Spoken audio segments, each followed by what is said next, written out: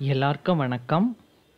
சிவகங்கை மாவட்டம் திருபுவனத்தில் நகை திருடப்பட்டது தொடர்பான வழக்கில் கோயில் காவலாளி அஜித்குமார் காவலர்களால் கடுமையாக தாக்கப்பட்டு உயிரிழந்த சம்பவம் தமிழகம் முழுவதும் அதிர்ச்சியை ஏற்படுத்தியது.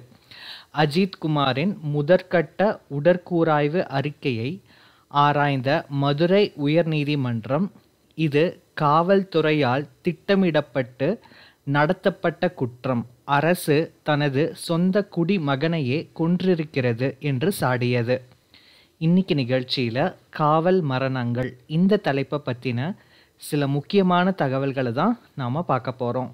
வாங்க இன்னைக்கு நிகழ்ச்சிக்குள்ளே போகலாம்.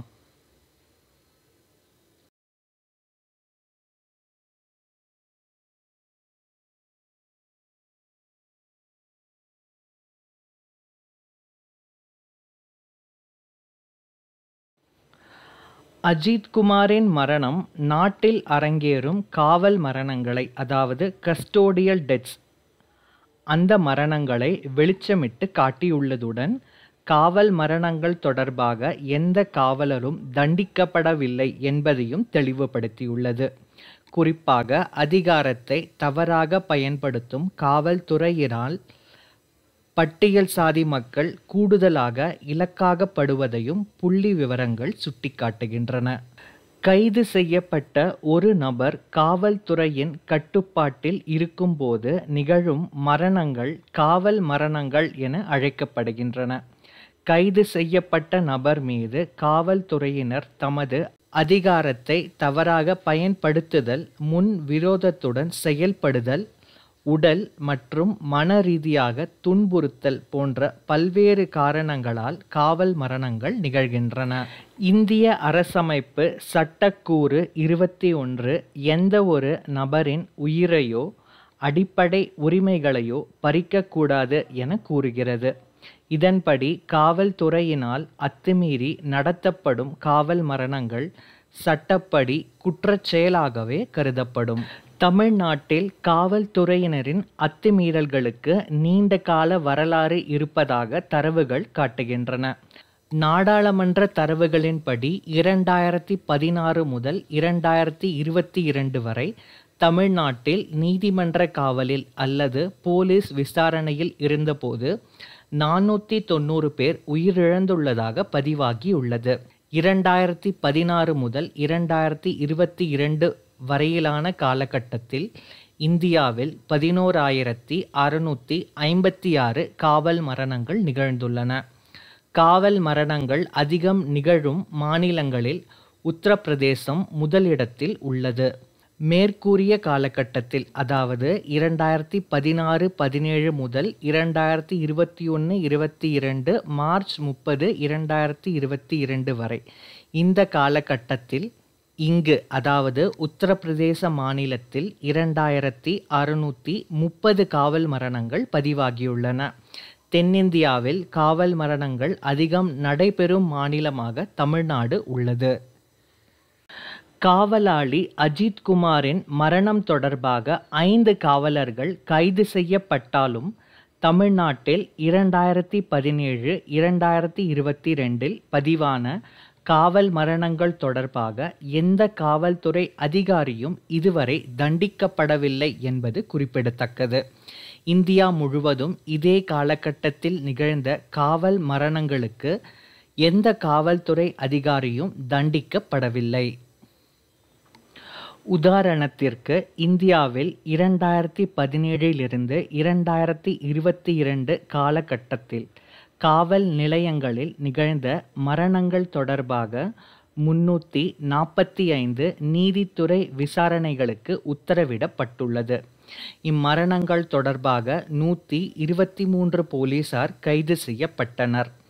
இதில் 79 பேர் மீது மட்டுமே குற்றப்பத்திரிகை தாக்கல் செய்யப்பட்டதாக தேசிய குற்ற ஆவண காப்பகம் தெரிவித்துள்ளது.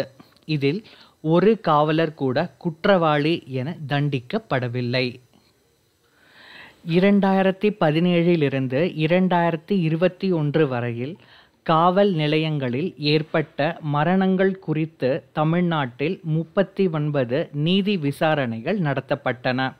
ஆனால் இந்த வழக்குகள் தொடர்பாக எந்த ஒரு காவலர் மீதும் குற்றப்பத்திரிகை தாக்கல் செய்யப்படவில்லை, தண்டனையும் விதிக்கப்படவில்லை. காவல் மரணங்கள் தொடர்பான வழக்குகளில் மட்டுமல்ல, மனித உரிமை மீறல் வழக்குகளிலும் காவல்துறையினருக்கு தண்டனை கிடைப்பது அரிது. இந்தியாவில் 2017-2022க்கு இடையில் மனித உரிமை மீறல்களுக்காக காவல்துறையினருக்கு எதிராக 74 வழக்குகள் பதிவு செய்யப்பட்டுள்ளன. இதில் 41 காவலர்கள் மீது குற்றப்பத்திரிகை தாக்கல் செய்யப்பட்டுள்ளது. இதில் 3 பேர் மட்டுமே குற்றவாளிகள் என தீர்ப்பளிக்கப்பட்டுள்ளது. இந்தியாவில் காவல்துறை சித்திரவதைகளில் பெரும்பாலும் பட்டியல் சாதி மக்களே அதிகம் பாதிக்கப்படுகின்றனர். குறிப்பாக தமிழ்நாட்டில் இது அதிகம். மேலும் தடுப்பு காவல் சட்டங்களின் கீழ் சட்டப்பூர்வமாக காவலில் வைக்கப்பட்டுள்ள நபர்களில் பெரும்பாலானவர்கள் பட்டியல் சாதியினராகவே உள்ளனர். 2022 நிலவரத்தின்படி இந்தியாவில் தமிழ்நாட்டில்தான் அதிக நபர்கள் தடுப்பு காவலில் கைது செய்யப்பட்டுள்ளனர். தமிழ்நாட்டில் தடுப்பு காவலில் உள்ள 2129 பேரில் 38.5% பேர் பட்டியல் சாதியை சேர்ந்தவர்கள்.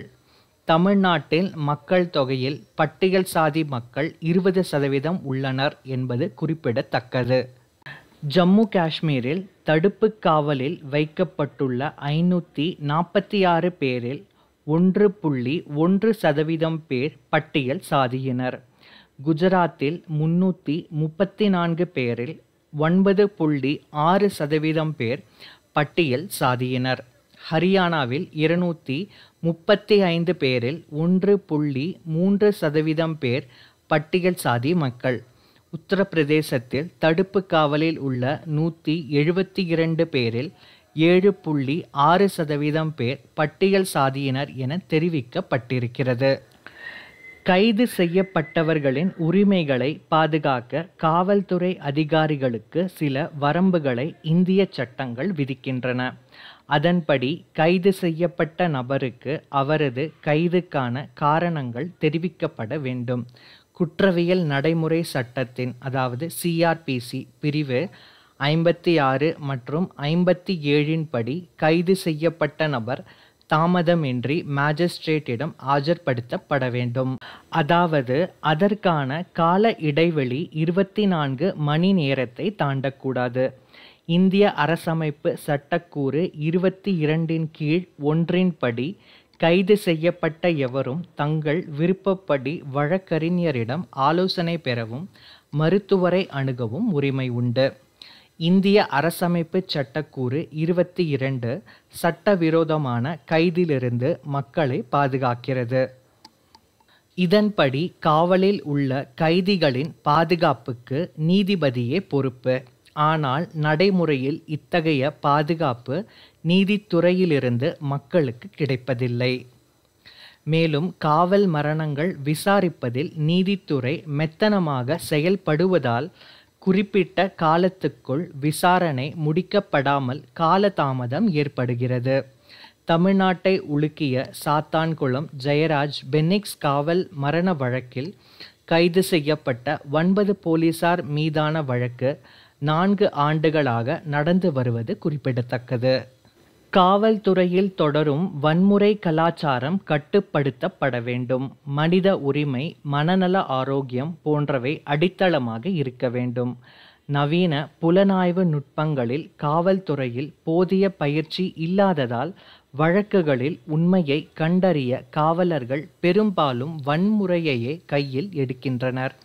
இவற்றை தவிர்க்க வழக்குகளில் அறிவியல் பூர்வமான செயல்முறைகளில் இறங்க காவலர்களுக்கு போதிய பயிற்சிகள் அளிக்கப்பட வேண்டும். அரசியல் மற்றும் அதிகாரம் மற்றும் சாதிய அழுத்தங்களுக்கு அடிபணிந்து காவல்துறையினர் செயல்படாத வகையில் கண்காணிக்கப்பட வேண்டும். கண்காணிப்பு கேமராக்கள் காவல் நிலையங்களில் கட்டாயமாக இருக்க வேண்டும். காவல்துறையின் சித்திரவதையால் உயிரிழந்தவர்களின் குடும்பத்திற்கு இழப்பீடுகள் வழங்குவது மட்டுமல்லாமல் நியாயமான விசாரணையும் அத்துமீறல்களுக்கு தண்டனைகளும் உறுதி செய்யப்பட வேண்டும்.